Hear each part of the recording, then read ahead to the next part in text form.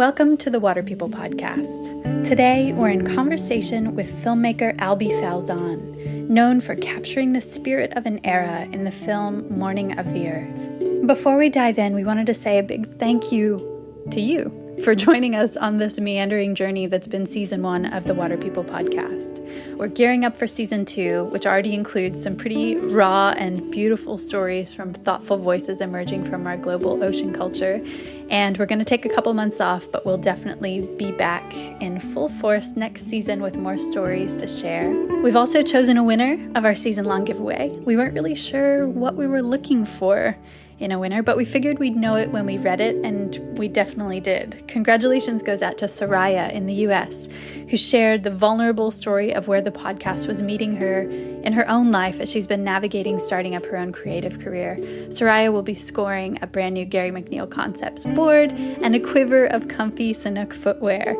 Thanks to everyone who rated and left us comments. The time you spent giving us feedback really helps to keep this podcast going. And a big thanks to our inaugural sponsors, especially the kind, funny, and generous folks at Sanuk for believing in us to not make an absolute mess of the airwaves. Sanuk craft the comfiest footwear around and have been advocates for a more playful and inclusive surfing culture for more than 2 decades. And Dave and I have gotten to be part of that for a number of years now. Thanks, Sanuk, for your support and for encouraging water people around the globe to protect their happy places.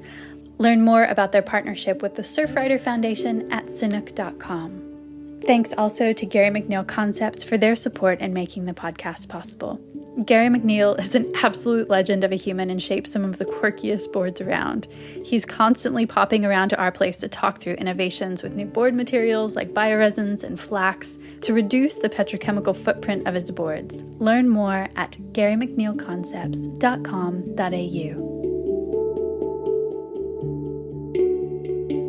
Albe Falzon, he and I actually go way, way back in my life anyway, probably not that far back in his, but for me, the first time I met Albe was as a 15-year-old grommet, 14 or 15-year-old little surf rat that I was, and we just had, I guess, a mutual friend through my dad actually, and this would have been like 1995, and these friends on the mid-north coast had a huge permaculture property, and they allowed me to stay there one time as a 15-year-old for like 5 days completely on my own to manage this incredible ecology that they were repairing, this sort of damaged agricultural land.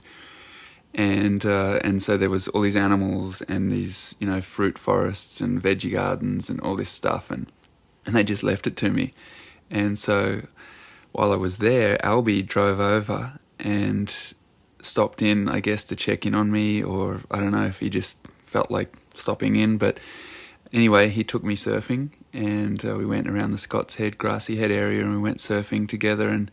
And just for a couple of days, I was really on Albe's rhythm, I guess. Like it's not like a schedule; it's just his rhythm of life, and it was so impactful. It was such a short time, but it was something that really brought home for me as a young kid the value in having a very simplified and surf-centric life. So it was just this joy that I felt with him that went so deep and required so little in the world.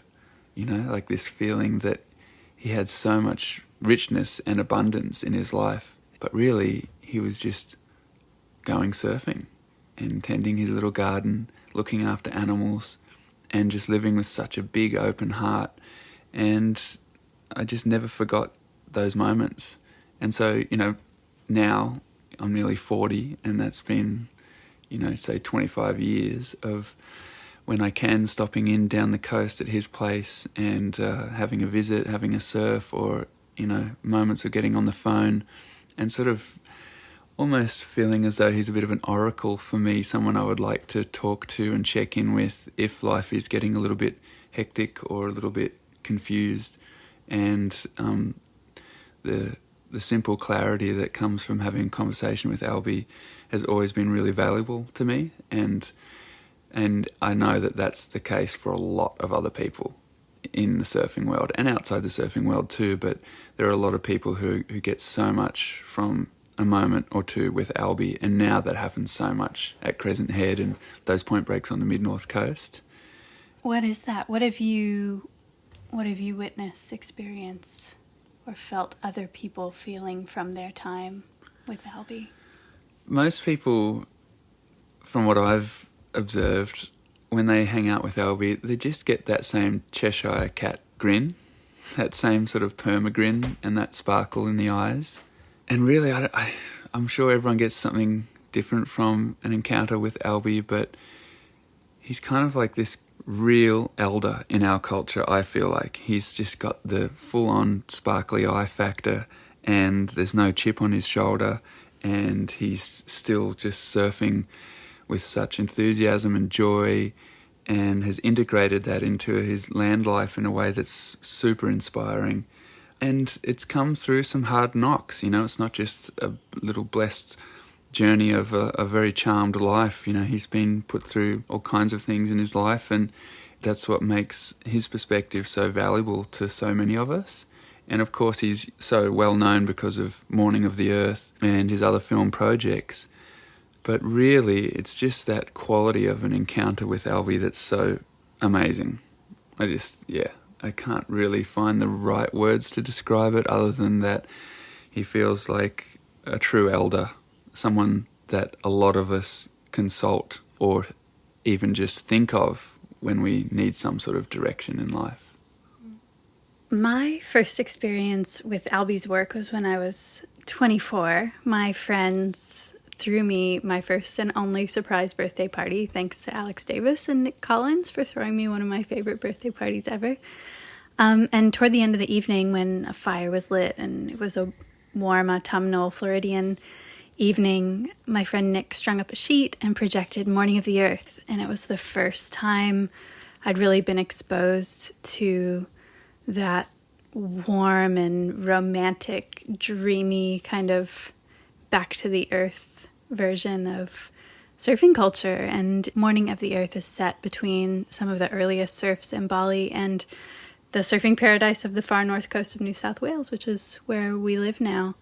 It felt like a time capsule of a simpler time, less crowded time, maybe a more beautiful time of like perpetual sunsets and experimentation in board design and creative living as the hippie movement infused countercultural ideals into surf life.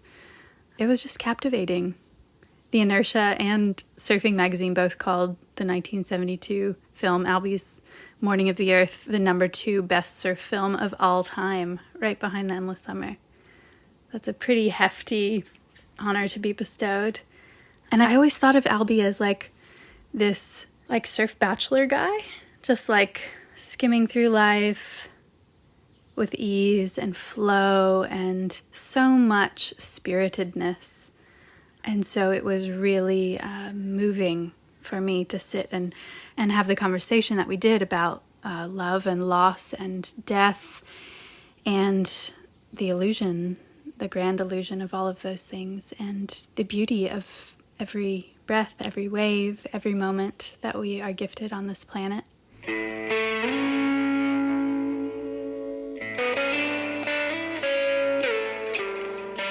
Albe's got a library of things beyond Morning of the Earth. And I would say, Crystal Voyager is a spectacular project that he and George and Brocky and all that crew embarked on. And also with Jim Banks, Can't Step Twice, on the same piece of water. I think Crystal Voyager premiered at the Cannes Film Festival.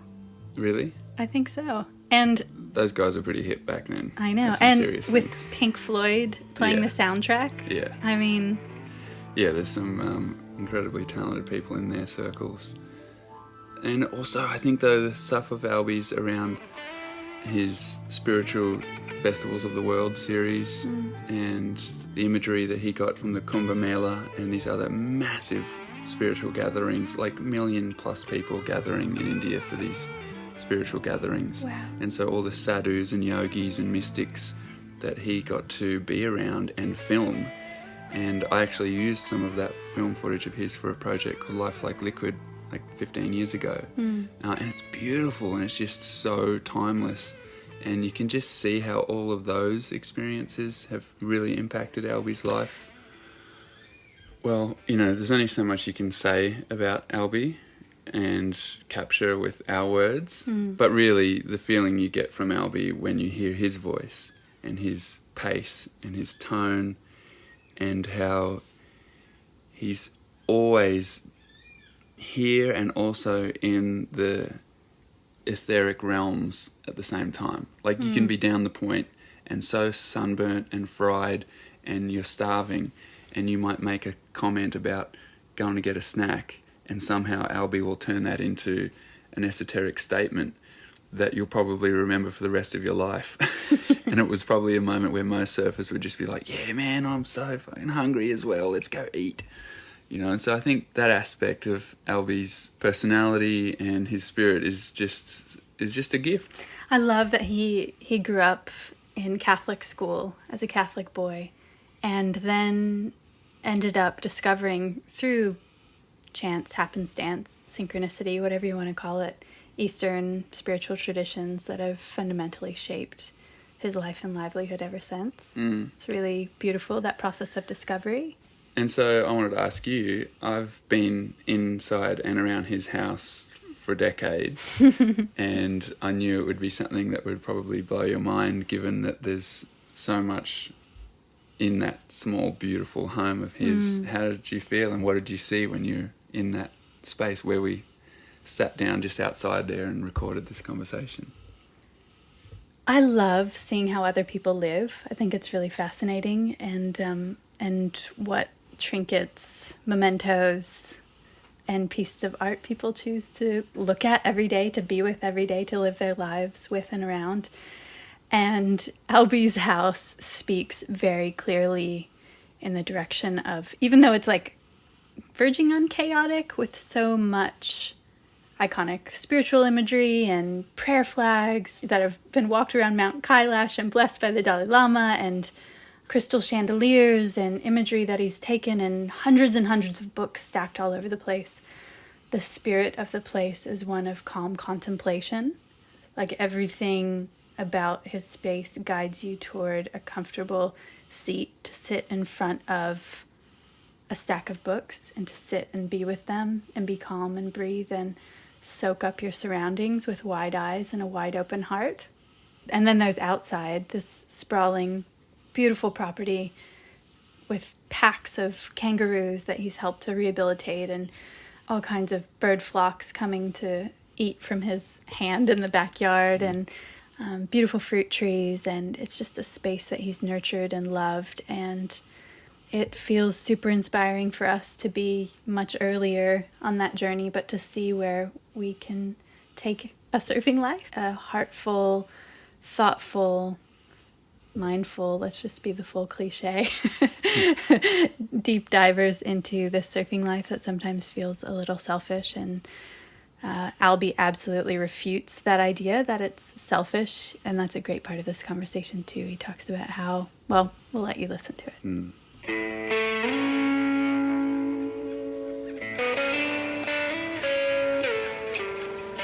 So Albe, another way I like to phrase that question is a time or experience after which you were never the same, physically, mentally, spiritually, an experience. Well, the most pivoting point for me, I think, was the purchasing of my first surfboard.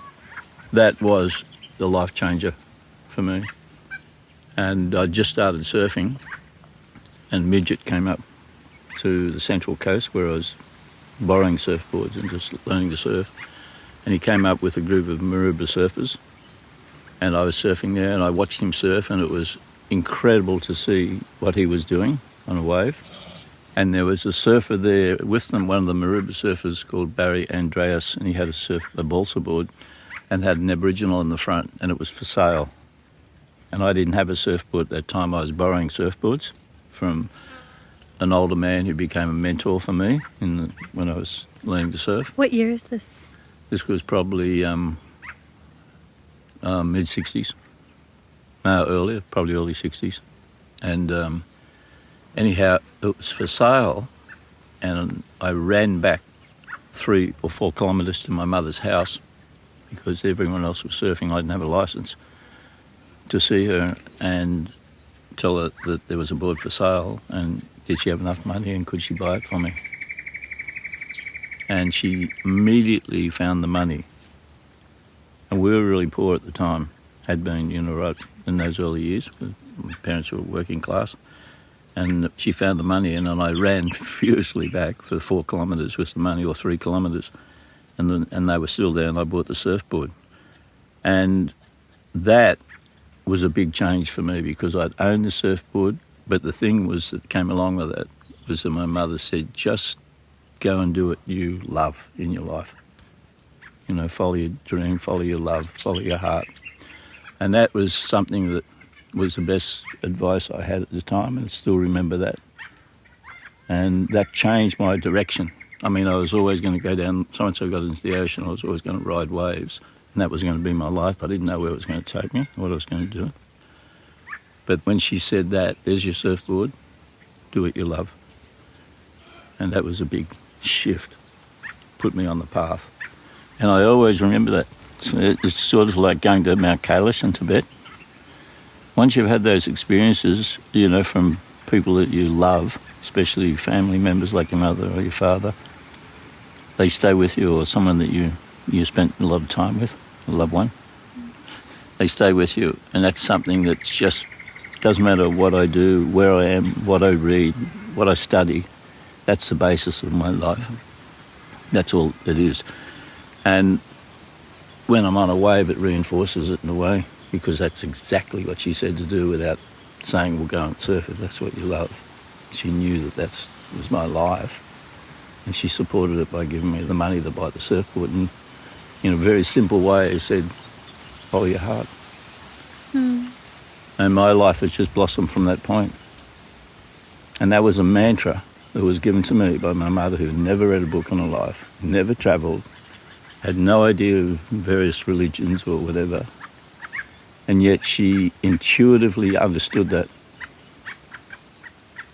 And that was probably the best bit of advice I've ever had. And I live that way. That's all there is to it. I get up in the morning and it's like a mantra for me for each day.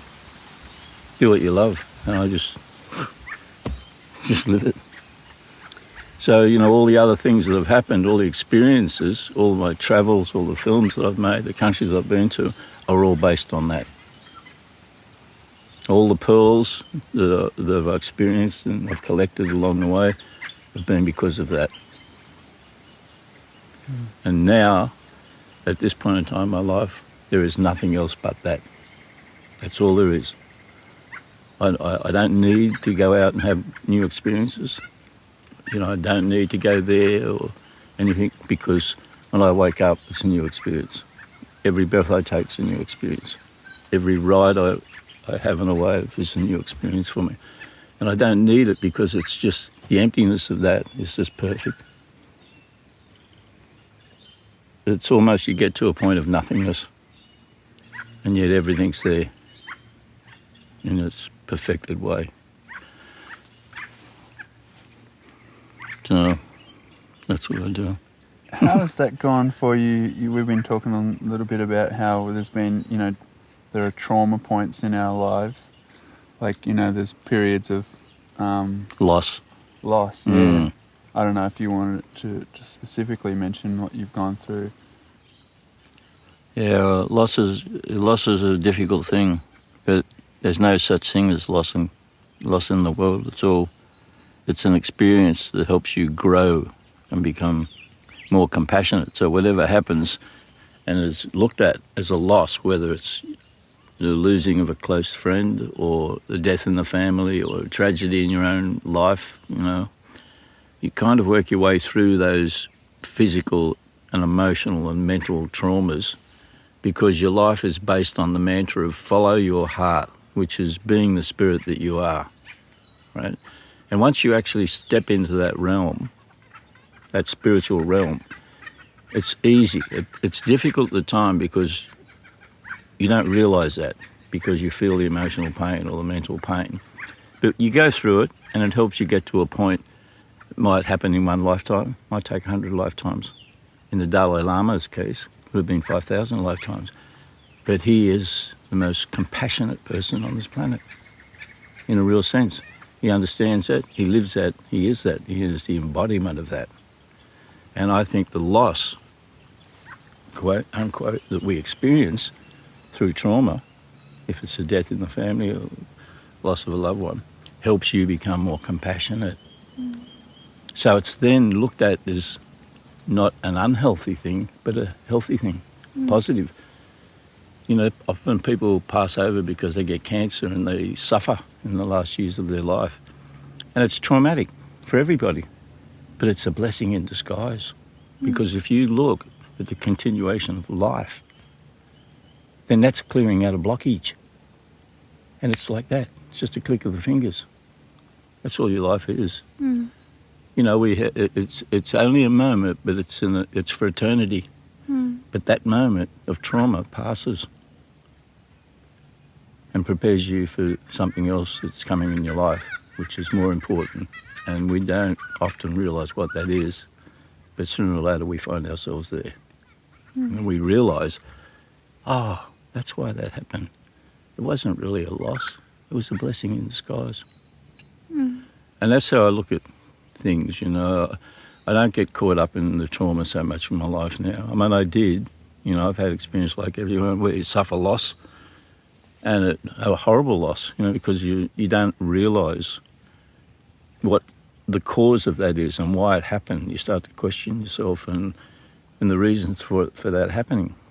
Can you talk a little bit about the specifics of an instance of loss? That was Well, I real lost for you? my son. You know, I mean, that was a big loss for me. My grandfather, I lost my grandfather. He was my first mentor and a beautiful man.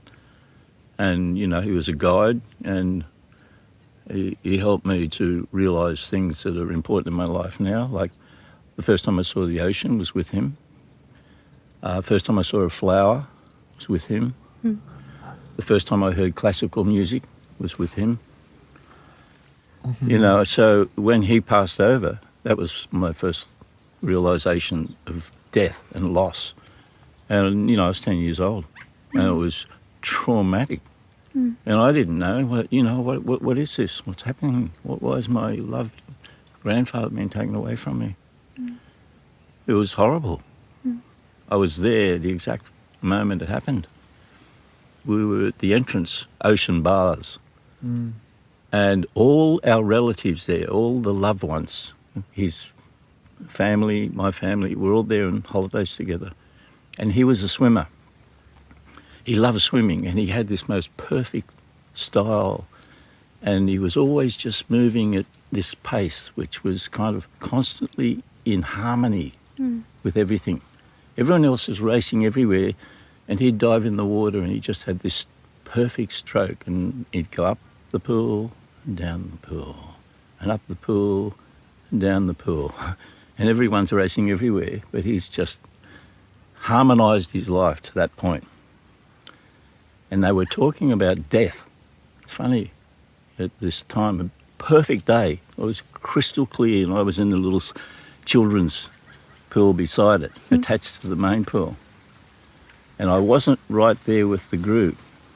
I went up, 2 minutes or 3 minutes after he'd passed over. But he said, they were talking about death, and for some reason or other, and he said, well, I'm going in for my last swim. And he walked up the end of the pool, dived in, did a few laps, walked over, reached over for a towel, and someone picked up the towel. My auntie picked up the towel, passed it to him. As soon as he got it, he dropped dead on the spot. And all his friends were there, and I was just down 30 metres away, and I saw what was happening. I raced up there, and they, took me away and shuffled me away from it and hid it from me until I found out a day later. But that's how he passed over, and that was my first shocking experience, the loss of him. He was my grandfather. My father wasn't there. He was too busy, trying to make money to support the family. He was out during the day, and at night he'd go out and play music. So he was never there. I never had a connection with my father for the first 8 years. And my grandfather filled that void in a beautiful way. And then 10 years later, when I lost my son, it was another traumatic experience. He was born under the most perfect, loving conditions. And he just died unexpectedly of a cot death when he was 6 months old. And when I woke up that morning, I remember clearly, as soon as my eyes opened, he was down in a room at the end of the hallway, and I knew that he was dead. It was unbelievable, and I jumped out of bed and I ran as fast as I could down the hall, but I never got there. Everything was in super slow motion, and I was running and I could see all the details of everything, but I wasn't getting to the room. And when I got there, it all came home really quickly, and I looked down and he was blue and in the cot and heavy. It's really the worst. I mean, it's every young parent's worst nightmare, isn't it? How do you continue on after that kind of experience? You don't. You just change. Mm.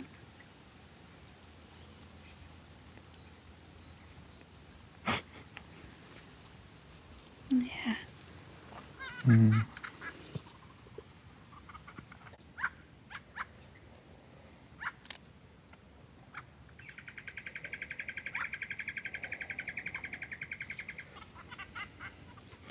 You know, I'm just reminded of it when I see, Noah and the children around here today.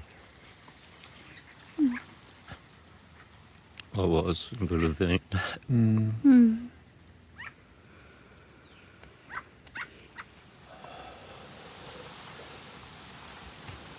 The only thing that I can justify for that is that,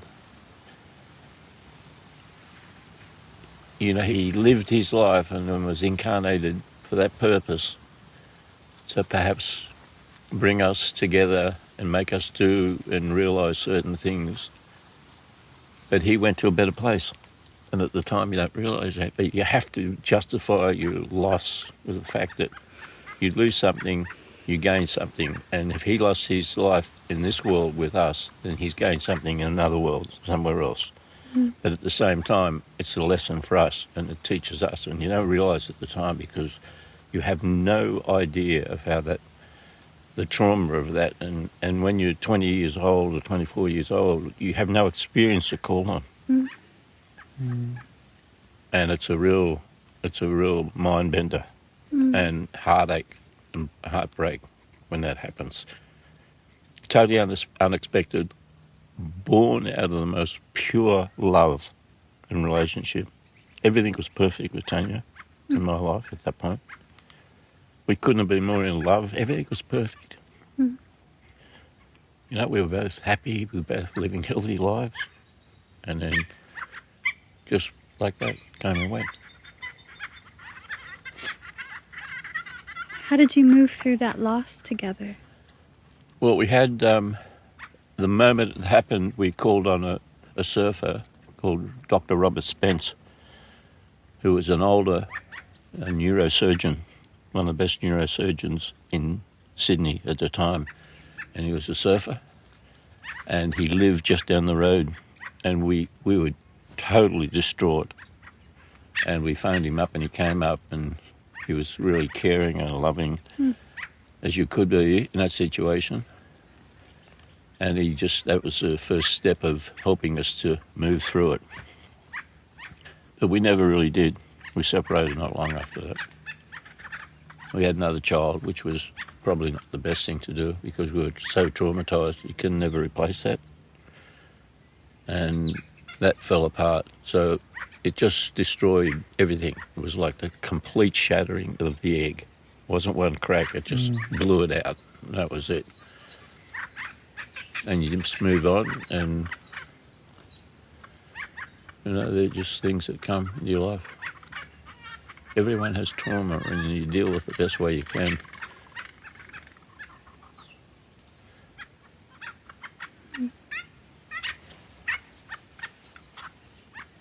I'm sure we'll be reunited.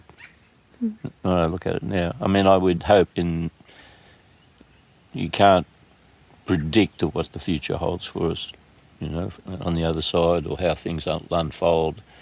But I just have this feeling it's like a loony cartoon in a way, where you see his cartoon, there's an island down in this corner, and then there's an island up in the other corner of the cartoon, and in this island there's a little palm tree, and he's on a boat, and he's in the boat and he's paddling off, and everybody's crying, going, oh, he's going away, oh, bad, oh, I'm tired.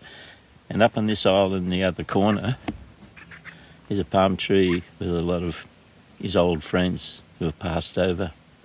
And they're all going, yippee, yippee, here he comes, yippee, here he comes. And that's how I am. That's how I am. I just think all of us are like that. We have trauma on this island, and we sail away from it. And we go there, and we arrive at this other island, and there's everyone that was before us, waiting for us. No separation. And are we surfing along the way? That's between right. the two islands? Yeah, there's perfect waves on the other island, perfect waves on this island. But that's how I look at it now. But I didn't look at it like that then, But now I just realise that I'll be on that island one day, like all of us will be, and we'll ride really nice waves, and we'll be with all our friends, and ones that have passed and the ones that are with us, and it's all pretty, deep down the scars are there, but, you just move forward and you realise that that's how life is. There's no separation. It's just the trauma of how things and when things happen and how things happen to separate you that cause the problem. And they kind of disrupt your emotional body in a way and keep reminding you to stay on the path, that's part of the stepping stone and the ladder, where you step up and you kind of get through those emotional traumas and the mental anguish, and then you go into another aspect of life and you start to look deeper, the significance of it. Albie, did those unthinkable losses plant the seeds for the blossoming of your rich spiritual life? I think it was definitely part of it. I think that, when you have loss and pain like that, it prepares you for something else, and you're not really sure what that is at the moment because you're traumatised by the loss. But in time you realise that all those make you a better human being and to help you fulfil your purpose in being here. And it doesn't matter what that trauma is. We all have a purpose, and part of our purpose is to get to a certain point of realisation. And loss definitely helps you to get to that point. It's just the way, life is. It happens to everybody. It's not just me and Robin and my friends. Everybody goes through that doorway. Suffering. Yeah, I think that's part of this world. It's a beautiful world, and it's not like that 24/7, but everyone has moments of loss and grief. Because sooner or later you're going to lose your parents. You could lose your children. You could lose your best friend. And, that's confrontational. So when you realise that actually the quality of your life improves enormously because you treasure every moment. You don't waste one moment with anyone. And that's how I am now. I wake up in the morning, and every second is a gift. Every breath is a gift. Every person that I come in contact with is a loved one.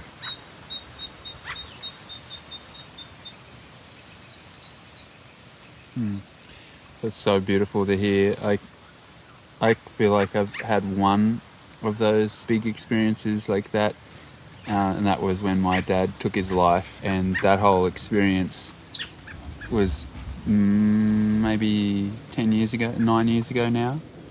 And since then, it's been so wonderful to have felt so useful for other friends and people that I've met who might have experience the same thing, or feel as though they could experience the same things because they have a close person in their life who's on that edge.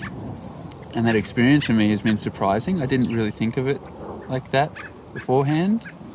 Like that, death and loss in those ways being this unifying, really useful experience, and how enriching and how connecting that feels to be with another person and to feel useful and helpful for them in that moment. Like your story now would be heard by people who have been through a similar experience to what you just shared and would be stirred right now, but also buoyed and lifted by the fact that you can sit with that experience that you've gone through and live this beautiful life and have a light and a radiance and a vibrance despite those traumas, which is just wonderful. I think that's such a sweet surprise. There are such moments in life, like loss and trauma, when it feels like this might not ever be possible for you. And when I think about you, Albe, I think of this generous, kind, open-hearted, beautiful elder of a rich surfing life. You're such a light for both Dave and I and how we envision our lives going into the future, devoting our time on earth to riding waves. And something that comes up for me sometimes is we have some friends who are movers and shakers in the world. They affect political change and work in those mass sort of spheres. And sometimes I wonder, are we not doing enough? How have you weighed that in your life? We were having a conversation yesterday about how you don't have a garden at this point in your life because you'd rather be riding waves or spending your time doing less instead of doing more. And so I guess where my question is going is a simple life of riding waves, following wind patterns, is that okay? Well, and is it contributing enough? Yeah, I think what happens is that you get to the point that it's not about you. It's not about me. And I think what happens if you lose something or if you get into a situation where it's challenging on that level, you start to try and make sure that other people, if you see other people in a situation that's potentially going to happen for them, you can prepare them and you can help them. And I think that's a wonderful thing about trauma. It makes you compassionate and caring for the persons in front of you who might not have had that experience and is just about to have it. And you can soften the blow. And I think that's a really beautiful thing. And the garden, there's a garden here that we've created and it's perfect, but this planet is a garden. That's the way I see it. And, this is a really beautiful place to live. The wildlife's here, the birds are here, the garden's here, and the ecosystem's already in place. Because the people that had this property before me abused it, seriously abused it. They had no concept of conservation. All they wanted to do was make money out of cows on the property or whatever, take all the timber out, run cattle on it, put all superphosphate on it, and it was totally damaged. And we've restored it. And that's how I see trauma in your life.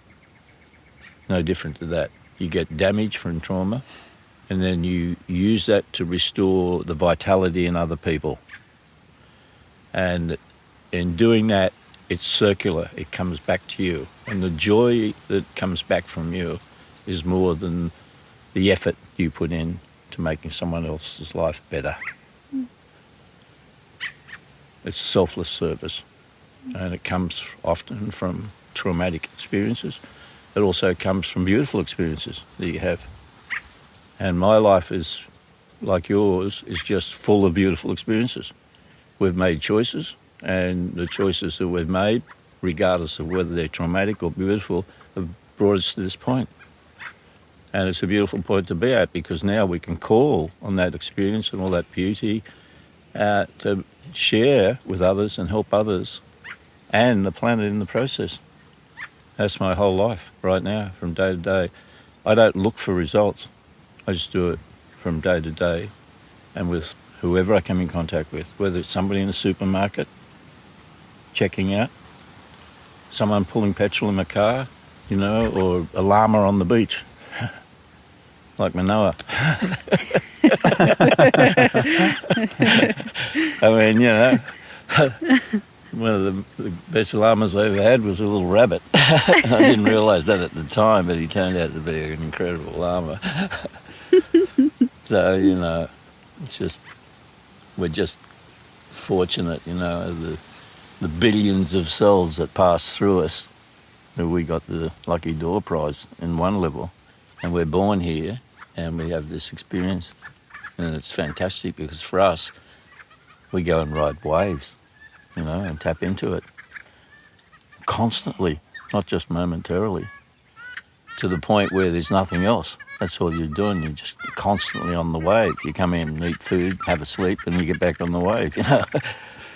It's a pretty nice gift. Is it a selfish pursuit? No, I don't think it's selfish at all. I think if you want to heal somebody, you have to be in a certain place. And I think the natural elements of this planet and the universe, the solar system that gives it to us, it gives it to us for a reason.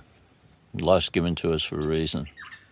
And I think the reason is to enjoy it and embrace it and pass it on to others that are less fortunate. The door hasn't opened.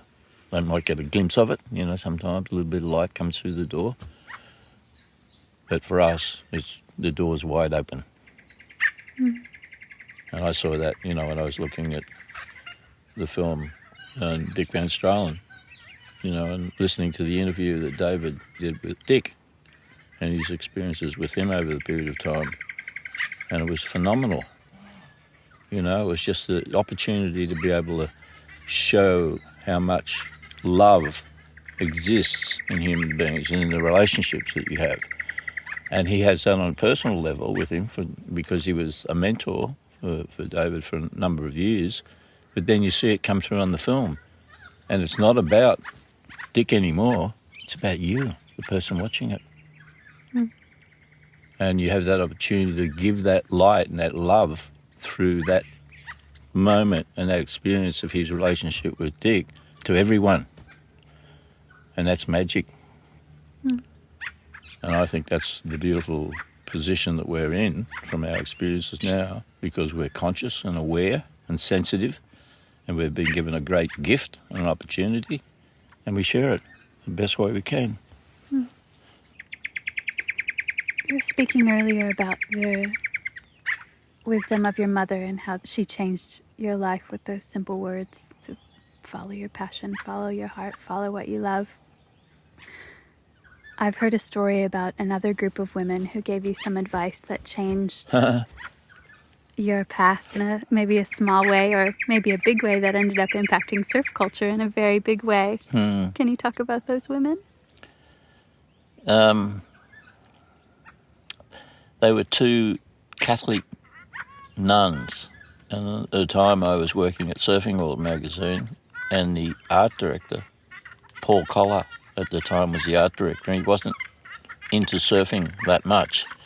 Really beautiful man. He was a very talented art director. And somehow we got connected with a company in Sydney that was making books for the Catholic Church. I don't know if it was through him or whatever, but anyhow, we had the opportunity to speak to these two women about this series of educational books. There were 10 of them. And Paul and I were working on them together. And we had a lot of interaction with these nuns. They were really lovely, really soft and gentle, had a great sense of humour.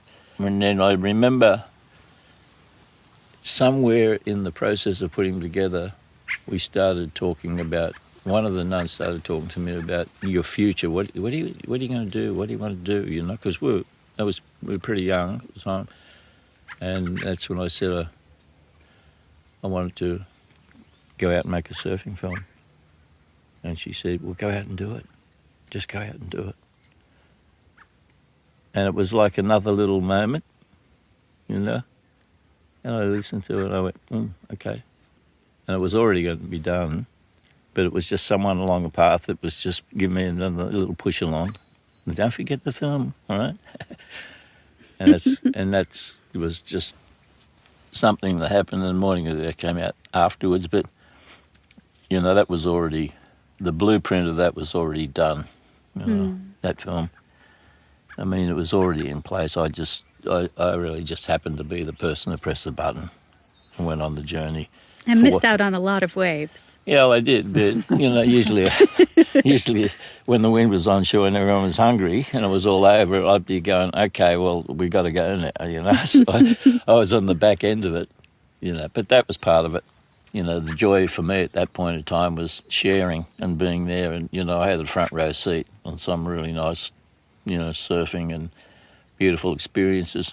You know, it was uncrowded up the north coast. That's where we filmed a lot of it. And we just go out and hang out, take this road. Oh, go down there. There's no one on the beach. Sleep overnight, light a fire, wake up, go surf. You know, it was pretty nice. You know, it was really easy, really friendly, a lot of laughter, a lot of joy. And I just happened to have the camera and be there, you know, and film it. And I often think, well, I was the lucky one. I got the ticket for that. But if it wasn't me, someone else would have done it, because the blueprint, I believe, for Morning of the Earth was already in place. And I just happened to be able to put the pieces together. So you visited the home of ideas and you got to choose that one. I guess so. But somebody else could have visited that same That's right. place and picked that one up. How do you feel now when you look at the coast and you go to the beaches and, you know, we end up on these little sandy nooks and spots where you can surf, and you think about how things have changed and how some things haven't over the years? Do you, like, look back with a sentimental eye much and have that, oh, those were the good old days attitude? Not at all. How? Well, I just think that life moves on, and I'm living in an area where there's less development, and I don't travel out of this area, and I can go down to any one of 15 beaches and be there and surf by myself or with a friend all day and not see another house or another human being. So my mindset is not in what's happened from then to now in areas where there are large numbers of people, and I'm not making judgment calls on that, because that's just progress. You know, we're a planet now that has, you know, another 2 or 3 billion people since I was born on it. So along with that are going to come all the pitfalls and all the good things that happen. But right where I live, and this is a choice that I've made, is to live in an area where I can stay connected to the things that I love and the people that I love. And this place here has got all those elements. It's got beautiful waterways, beautiful mountains, not a lot of development, incredible beaches, you know, organic food, fresh water, fresh air, no industry. So for me, it's a Garden of Eden, this area. So I don't have to think about the development, the cause and effect of it. And people have asked me the same question about Bali in particular, because, you know, I was there when there were no tourists. And, you know, women walk around bare-breasted, you know, with chickens and pigs, you know. And now it's like, whoa, it's a complete opposite. But, you know, that's what's happening everywhere on the planet. And I don't know how that's going to be resolved, but I think that the natural elements of the solar system in some way, if we don't control it and look after it and nurture it and protect it, then something else will come in and it'll be offset by other forces that is much stronger than humans. And so I don't have a problem with it. I just see it's a responsibility for us as individuals and as a collective to make those changes, positive, healthy changes to the planet. And we do it in this area, and I've done it in this property. It was run down and abused, and now we could almost get certified organic. There's been no chemicals on it for 40 years. There's been more trees planted on it. There's animals on it. It's revitalised energetically because of our input and love for it. And I think that's what you do. And that's what we've done here. So it's very good for us in this area, for the family and anyone that visits. And so when I leave this planet, I'll go, well, we did the best we could on a planetary level, but in a local area, this place is a lot better as a result of our being. And if we could all embrace that consciously, this world would be a fantastic place. It would become a spiritual planet. And that's what the destiny of the planet is, and humans are playing a big role in that. The decisions we make are going to contribute to that one way or another. It's really important. So beautifully said. I really love hearing that. Well, that's how you are, Dave, you and Lorraine. You know, there's a group of people that are really aware and conscious of that, and that's what we do in our own way. I think it gets back to that question you had of, is it okay to be leading a gentle surfing life? Is it enough? You know, when we have people who are really fired up and going in pretty like kind of all guns blazing sort of style into fast-paced, into extreme activism and extreme sort of solution-based activity to fix things. Yeah. And often, you know, we can sit with people like that and be like, so what have you been working on? Yeah. Like, well, the tide was high around midday yesterday. It's working on dribble castles. It worked perfectly with this west wind shift. And their eyes glaze over and they're like, what are you talking about? Yeah. Yeah. But it is an interesting, you know, that's an interesting encounter when that happens. That's right. And to feel okay in that simplicity. But it's coupled with what you're saying, because for us, we have, we're kind of in those early stages of what you've done here with this land where we live on a 20-acre space that was logged and dairy farmed for decades. And we're in the process of thousands of trees being planted and that's right, and doing our bit between surf sessions.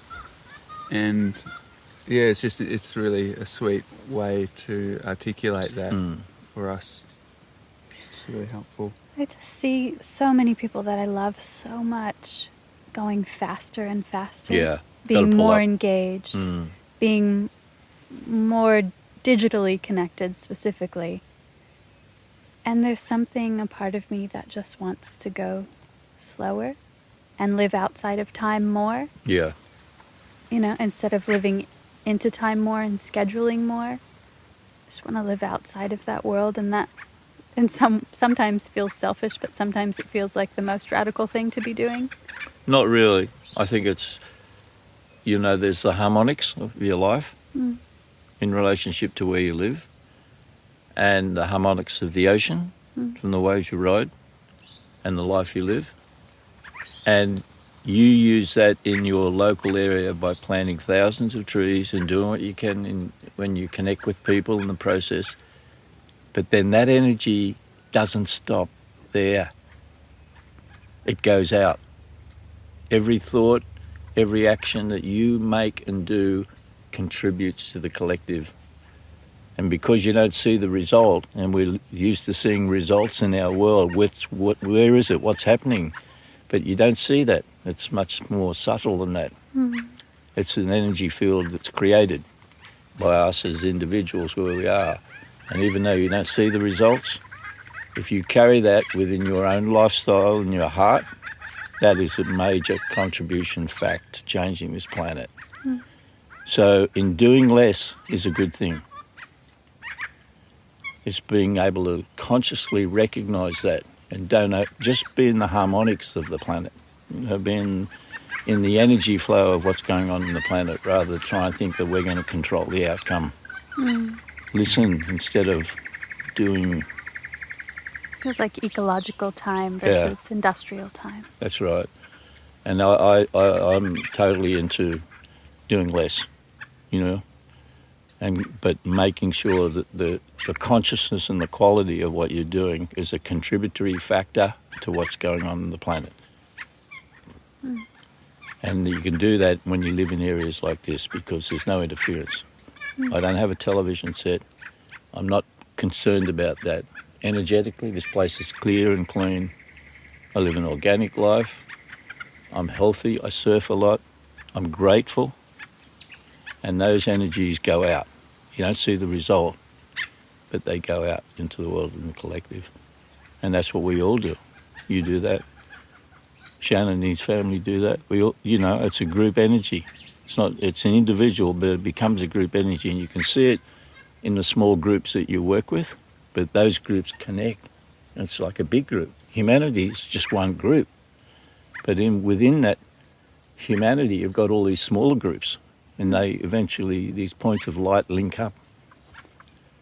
Might take, who knows how long, but it doesn't matter because it's a never-ending thing. Can you speak to the influence of Eastern spiritual traditions, specifically Buddhism, on your life journey? Well, I had a really, a horrible experience in a Christian church. I mean, when I went to school, because my ancestry is Maltese, which is Catholic and Christian. There's more churches in Malta than any other part of the planet. And I saw some violence in the school, but before that I was interested in religion, and I didn't understand it, but I was drawn to it, and I had visions of being a priest when I was at the Catholic school. And then I saw a violent situation in the classroom. It had nothing to do with me. It was just something that occurred, but it was brutal, and I'd never up until that point witnessed any violence in my family or aggression. I was never hit. I was never scolded for anything. And when this happened, I was about 12 years old. When it happened, 13 maybe, it was a frightening experience, and it drove me away from the Christian church. And as soon as that happened, I left school. Soon after that, I just didn't want any connection with school. I didn't want to be associated with that kind of brutality and aggression and violence, because it was really horrible. Like, it was really, violently, where he was beaten up with fists in front of the classroom. And that was a real change for me, because, I was just this loving, I came from a loving family. And I wanted to, just unconsciously, I wanted to continue in that path in some way. And I thought, being a priest would be a good way to do that. They were role models for me at that point. And when it happened, it changed me. And I skipped school. It was about the same time I got a surfboard, which was great. One door closes and back door peak opens. So I went surfing and missed school, and then just kind of stumbled through the next half a dozen years. Not in school? Oh, I didn't stumble. I didn't go to school. Yeah. I bailed out of school early. Didn't finish my intermediate certificate. But I went to the school, the ocean school, to learn how to surf, and got my teachings from paddling around in the ocean and being connected to nature. And then I stumbled into filmmaking, which is something that I loved at the same time that I loved surfing, and that led on to making a few surfing films and working with Bob Evans. And then a few years later, I did a series of films on festivals of the Far East, which took me to amazing places in Asia. And I'd never had any desire to travel to Asia it was like I was into surfing, and my mecca was, I want to go to Hawaii, you know, I want to go and surf, you know, Hawaiian waves. And I found myself, after going to Bali, being drawn to the east. And when I did the festivals of the Far East, I went to Buddhist countries. And I didn't have any idea about what Buddhism was or what Hindu religion was. I just found myself in these cultures. And the thing that I recognised and identified was when I went to Burma and various other Buddhist countries, was the nature of the people. It was a Buddhist country, but it had nothing to do with religion. It was kind of like how they lived, how they treated each other, the harmony and the beauty. There was no separation. You know, it was like they were into their religion, but their religion was their life, and their life was their family, and it was all sort of integrated. And I took an interest from that point. And that just sort of slowly came about that way. And then I just moved into that and stumbled into some people that tapped me into esoteric teachings on transpersonal psychology and Buddhist philosophy. And then that door opened wider, and that's when I really jumped in. And I spent 20 years there in that. You know, basically my interest was then in Buddhism, because I liked the aspects, the simple aspects of harmlessness, detachment and compassion and kindness. Really simple. And I related to that, and it just was a magnet for me. I just felt really comfortable with it, and it restored my faith in religion, but I didn't see it as religion. I just saw it as a spiritual opening and a spiritual path that was more in harmony with what I thought and where I was at the time.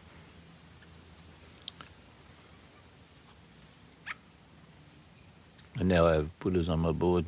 I have Buddha boards. And everyone I see is a lama.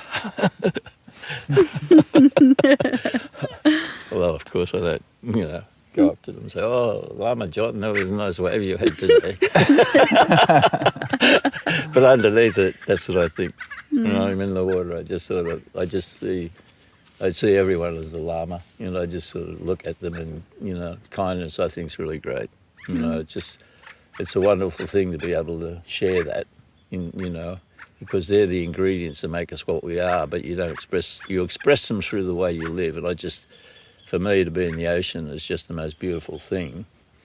And to see someone get a wave is great, because I just like to see that joy that comes from them in the process of paddling in and riding a wave. And then to be able to go, "Well, do you want this wave? You take this wave." It's selflessness and beauty. And I just see that, as a perfect form of Buddhism in a way. All those aspects that make up basically what I saw Buddhism as, I try to embrace in the ocean and in my life from day to day. There's a lot of talk about how surfing is or isn't a religion in and of itself. What did Buddhism bring to your life that complemented or added to your surfing life, your existing surfing life? What does it bring to my life? Everything. Everything and nothing. Really, it's like you can ride a wave and it's everything on one level for you, but it's nothing on another level because it's so pure. There's nothing there. It's just you connected to this beautiful energy of a wave that comes up and goes away, and you play with it and ride it, and it gives to you unconditionally. And it's a beautiful thing. And I just think that it's kind of like people practice yoga, and they do all these yoga exercises, but surfing is the purest form of yoga, I think, because it's about connection. And through the wave we stay connected. And that's what I love about surfing, really, mainly. Years ago, I can't remember how long it was, I remember sitting down, we were having a chat, and it was similar to this. I think I was having a conversation with you for a little film project, and you were mentioning something about going to a monastery or some space, perhaps in Nepal or Tibet somewhere, and there was that, leave your shoes and your mind at the door. Oh yeah, sign or something like that. Can you refresh me on that story? Yeah, I think it was when Rajneesh movement started, and everyone in the West got carried away with Rajneesh, and he was like this modern day guru. Was in India, but he came to the West, and people loved what he had to say because he was spot on, and they were searching and crying out for help spiritually. Look at the kangaroo. Kangaroo is lying on his or her back, having a good lay down. A big scratch. Anyhow, I went to India to do something. It might have been one of my films. I thought, I'll go down to his ashram. And, I'm curious to know what meet up and see what it's about, because it was a real magnet for Western people. And I went down to Pune, which was where the ashram was. And I thought, this is great. And there's people walking around, there, all kinds of Western people, and there's orange groves and everything. It looks pretty bizarre. And then he was going to have a talk with a group in this big hall. So I thought, I'll go to the talk. It was 8:30 in the morning, or 9 o'clock. And there were like hundreds of pairs of shoes outside the door. And it had the sign on the door, leave your mind and your shoes outside. And I thought, that's pretty good. It's kind of like what happens when you go surfing, in a way. You got no shoes on, and you might have something in your mind when you jump in the water, but sure as anything, it's gone when you're out there, and you come back and doesn't even exist anymore. So surfing's a bit like that. That's why it's so great. I think that's why people go around, keep riding waves. It just wipes their slate. It's so clean and perfect. Doesn't matter what you're thinking about. Thank you for sharing, Albe. Thank you, Albe. Thank you.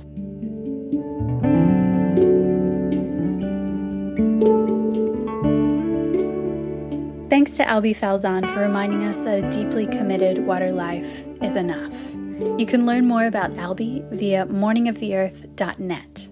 Special thanks always to our sound engineer, Shannon Soul Carroll. You can find his music and learn more about his musical activism on Instagram at Shannon Soul Carroll. That's Carroll with 2 L's. On behalf of myself, Lauren Hill, and my partner in rhyme, Dave Rastovich, thanks for making the time to listen with us for this episode and throughout Season 1.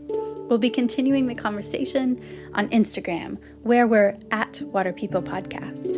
You can find every episode and some extras on our website, waterpeoplepodcast.com.